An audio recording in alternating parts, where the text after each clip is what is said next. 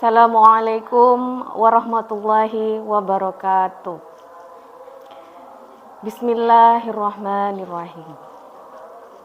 Alhamdulillah, segala puji bagi Allah yang telah memberikan kita nikmat Islam, iman, dan kesehatan sehingga kita masih dapat bertemu di bulan suci Ramadan ini. Salawat serta salam semoga senantiasa tercurah kepada junjungan kita Nabi Muhammad sallallahu alaihi wasallam beserta keluarga, sahabat, dan seluruh pengikut hingga akhir zaman. Hadirin yang dirahmati Allah, pada kesempatan ini izinkan saya menyampaikan kultum kita kali ini dengan tema Allahu Akbar. Kalimat ini bukanlah lafaz yang kita hanya ucapkan dalam azan, sholat, dan takbir. Lebih dari itu, Allahu Akbar memiliki makna mendalam yang mengajarkan kita untuk selalu mengagungkan Allah dalam segala aspek kehidupan. Kalimat Allahu Akbar berasal dari bahasa Arab yang artinya adalah Allah Maha Besar. Kata akbar merupakan bentuk isim tahfil yang menunjukkan keunggulan. Artinya, tidak ada sesuatu pun yang lebih besar dari Allah. Kalimat Allahu Akbar telah disebut dalam berbagai peristiwa penting dalam sejarah Islam. Salah satunya adalah dalam Perang Badar. Ketika kaum muslimin menghadapi pasukan Quraisy yang jauh lebih besar, Rasulullah Shallallahu Alaihi Wasallam memerintahkan para sahabat untuk bertakbir sebagai bentuk penguatan iman dan keyakinan bahwa kemenangan hanya datang dari Allah. Dan apa yang terjadi? Benar, dengan pertolongan Allah, kaum muslimin berhasil meraih kemenangan meskipun jumlah mereka lebih sedikit. Selain itu, kalimat ini juga diturunkan sebagai bagian dari syiar Islam, seperti dalam azan, sholat, dan takbir hari raya. Ini menegaskan bahwa segala sesuatu di dunia ini kecil di hadapan kebesaran Allah.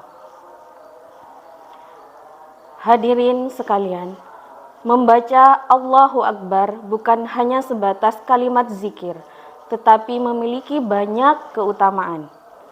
Salah satunya adalah bisa menghapus dosa. Sebagaimana dalam sebuah hadis, Rasulullah Shallallahu Alaihi Wasallam bersabda, yang artinya, barang siapa yang mengucapkan Subhanallah, Alhamdulillah, dan Allahu Akbar, masing-masing sebanyak 33 kali setelah sholat, maka dosa-dosanya akan diampuni meskipun sebanyak buih di lautan. Yang kedua, bisa menjadikan hati lebih tenang. Zikir kepada Allah termasuk dengan mengucapkan Allahu Akbar dapat memberikan ketenangan dalam hati. Sebagaimana firman Allah dalam surat Ar-Ra'd ayat 28. Ala bizikrillahi tatma'innal qulub. Ketahuilah dengan mengingat Allah, hati menjadi tenang. Yang ketiga, bisa mengabulkan doa. Sebagaimana hadis yang artinya, barang siapa yang mengucapkan Allahu Akbar 3 kali, dan kemudian mengucapkan kata-kata pujian dan syukur kepada Allah dengan penuh pengabdian, maka Allah mengabulkan doanya. Kemudian beberapa cara yang bisa kita lakukan dalam melaksanakan zikir Allahu Akbar ini, diantaranya adalah dengan menyebutkan secara lisan. Bisa dilakukan secara berulang-ulang sesuai kebutuhan atau waktu yang tersedia. Suatu contoh, misalnya mengucapkan Allahu Akbar sebanyak 33 kali setelah sholat. Atau ketika berada dalam situasi tertentu yang mengingatkan Anda pada kebesaran Allah. Yang kedua, zikir Allahu Akbar bisa dilaksanakan dengan hati dan pikiran. Jadi selain mengucapkan Dengan lisan, disarankan juga untuk merenungkan makna dari setiap ucapan yang diucapkan. Ketika mengucapkan Allahu Akbar, rasakan kebesaran Allah dalam hati dan bersyukurlah atas segala nikmat yang diberikan. Yang ketiga, bisa kita laksanakan zikir pada waktu tertentu.